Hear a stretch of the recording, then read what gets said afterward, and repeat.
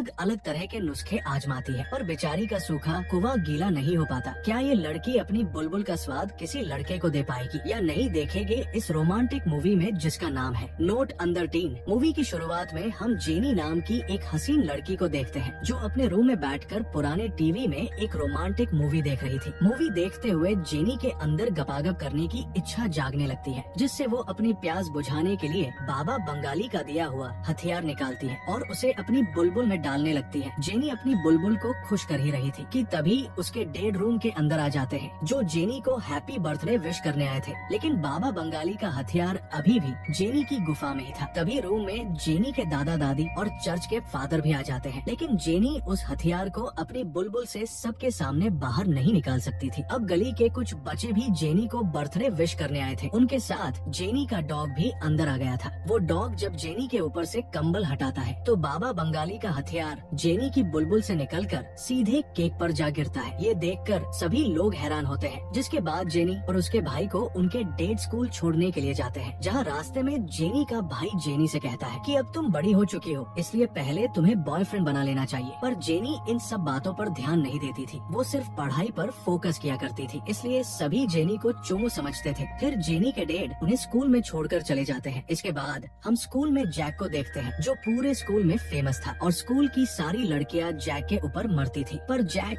किसी भी लड़की को भाव नहीं देता था। दूसरी तरफ जेनी के पास रिकी नाम का लड़का आता है जो काफी टाइम से जेनी को प्यार करता था, इसलिए आज भी रिकी जेनी का बर्थडे गिफ्ट लेकर आया था। पर आज भी जेनी रिकी के प्रपोजल को एक्सपेक्ट नहीं करती और वहाँ से चली जाती है। वही स्कूल में हम जेनी के भाई को देखते हैं जो अपने नल्ले दोस्तों के साथ था। जेनी का भाई अपने दोस्तों को बताता है कि अब उससे सब्र नहीं होता क्योंकि उसका चेतन अब किसी की बुलबुल में जाने को बेकरार है, इसलिए अब उसे किसी लड़की के साथ जोरदार तरीके से पलंग तोड़ करना था। तभी उसकी नजर सामने से आती हुई अमांडा के ऊपर पड़ती है जो कि दिखने में एकदम पटाखा थी। अमांडा को देखते ही जेनी का भाई सोच लेता है कि इस लड़की की बुलबुल को तो मैं ही अपने छोटे चेतन से पानी पिलाऊंगा। दूसरी तरफ हम जैक को देखते हैं जो अपने बेरोजगार दोस्तों से बातें कर रहा होता है। तभी निया नाम की हॉट लड़की जैक के पास आकर उससे गपागप करने की बोलती है, क्योंकि निया वैसे तो जैक की सौतेली बहन थी, पर उसको तो जैक के हथियार से अपनी गुफा में धमाके करवाने थे। लेकिन जैक उसकी गुफा में धमाके करने से मना कर देता है क्योंकि जैक पहले से रिलेशन में था। तभी जैक के पास उसकी जीएफ लैला भी आ जाती है जो जैक से अकेले में बात करना चाहती थी, इसलिए वो जैक को कोने में लेकर जाती है जहाँ लैला जैक को बताती है कि मैं अब तुमसे ब्रेकअप करना चाहती हूँ क्योंकि तुम्हारे पप्पू से मेरी बुलबुल को कुछ फर्क नहीं पड़ता और मुझे मजा भी नहीं आता। ये सुनकर जैक को बहुत बुरा लगता है। जब जैक लैला के दूसरे बॉयफ्रेंड को देखता है जो कि दिखने में एकदम चोमू था, इसलिए जैक लैला को समझाता है, पर लैला को तो बस मोटा चेतन ही चाहिए था, इसलिए वो जैक की बात नहीं सुनती। इसके बाद हम जेनी को देखते हैं जो ड्राइंग रूम में बहुत मेहनत करके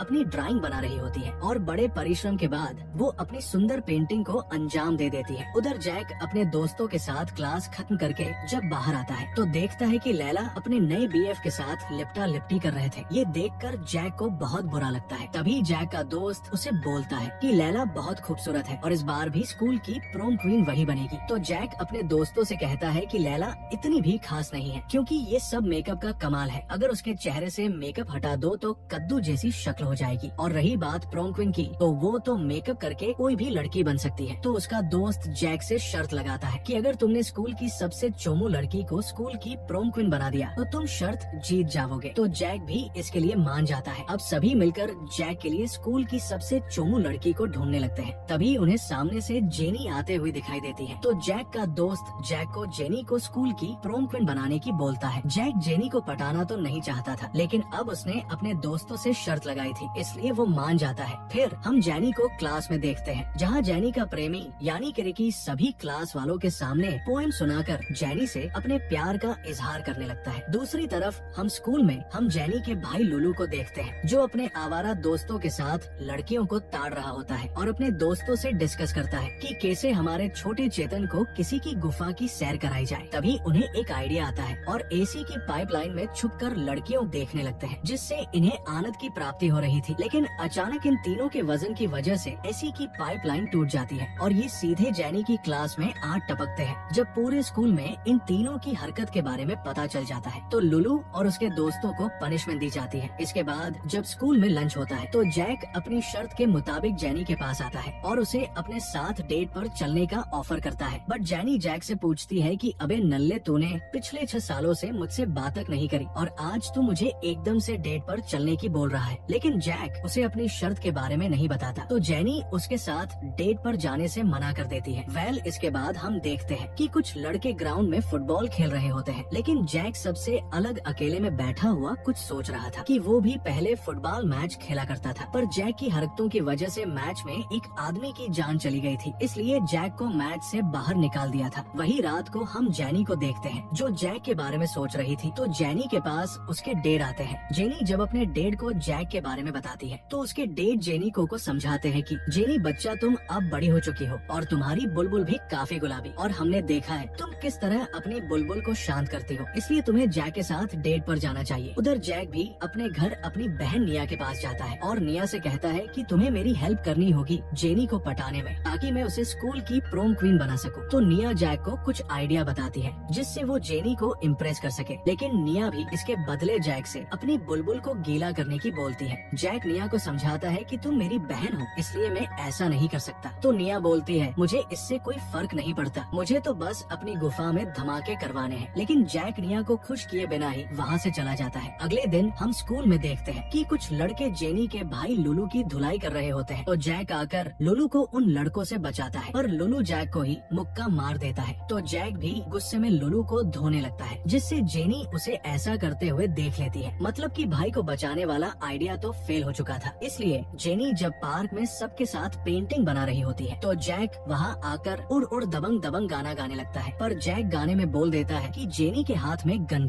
ये सुनकर सभी लोग वहाँ से डरकर भाग गए थे और पुलिस वाले वहाँ आकर जेनी को दबोच लेती है। मतलब ये आइडिया भी फ्लॉप हो गया था। फिर जैक जेनी को छुड़वाकर अपने घर डिनर के लिए लेकर जाता है, जहाँ जैक जेनी को थोड़ी देर रोकने की बोल कर जाता है। जब जैक वापस आता है तो वो बिना कपड़ों के था, यानी कि जैक अपने छोटे चेतन को दिखाकर जेनी को इम्प्रेस करना चाहता था। बट जेनी को जैक का हथियार पसंद नहीं आता और वो वहाँ से चली जाती है। अगले दिन जैक निया को लेकर जेनी के घर जाता है, क्योंकि जैक जेनी को एक पार्टी में ले जाना चाहता था और निया जेनी को पार्टी में जाने लायक अच्छे कपड़े पहनाकर तैयार कर सके। और थोड़ी देर बाद निया जेनी को एकदम पटाखा बना देती है। जेनी को देखकर तो जैक का छोटा चेतन सलामी देने लगता है, जिसके बाद जैक, निया और जेनी तीनों एक साथ पार्टी में जाते हैं, जहाँ सभी लोग जेनी का हॉट लुक देखकर चौंक गए थे, क्योंकि जेनी आज एकदम गर्म मसाला लग रही थी। इसके बाद जेनी पार्टी में दबाकर ड्रिंक कर लेती है और बाहर जाकर उल्टी सीधी हरकतें करने लगती है। जैक किसी तरह जेनी को संभालता है, तभी वहाँ पर लैला आ जाती है, जो पार्टी में सबके सामने जेनी का मजाक उड़ाने लगती है, जिससे जेनी रोते हुए पार्टी से चली गई थी। अब रात को जैक जेनी को मनाने के लिए उसके घर जाता है, जहाँ बातें करते हुए दोनों के बीच नजदीकियाँ बढ़ती है और वो दोनों एक दूसरे को किस करने लगते हैं। लेकिन किस करते वक्त दोनों की टाइमिंग नहीं बन पाती, तो ये किस का काम किसी और दिन के लिए छोड़ देते हैं। अगले दिन जेनी स्कूल में रिकी के साथ बैठी होती है, तो जेनी के पास जैक आकर उसे अपने फुटबॉल मैच में आने के लिए बोलता है। अब जेनी भी जैक को चाहने लगी थी, इसलिए वो जैक के मैच में जाने के लिए मान जाती है। दूसरे दिन जब मैच चल रहा होता है, तो जैक नल्लो की तरह एक साइड में बैठा हुआ था। अब जैक की टीम मैच को बुरी तरह से हार रही थी, क्योंकि उनके एक भालू को चोट लग गई थी, इसलिए कोच को मजबूरी में जैक को मैच खेलने के लिए भेजना पड़ता है। जब जैक मैच खेलने जाता है, तो जैक फिर से बॉल को सही पास नहीं कर पाता, इसलिए वो फिर से मैच हार जाते हैं। अब मैच खत्म होने के बाद मुंह बिगाड़ कर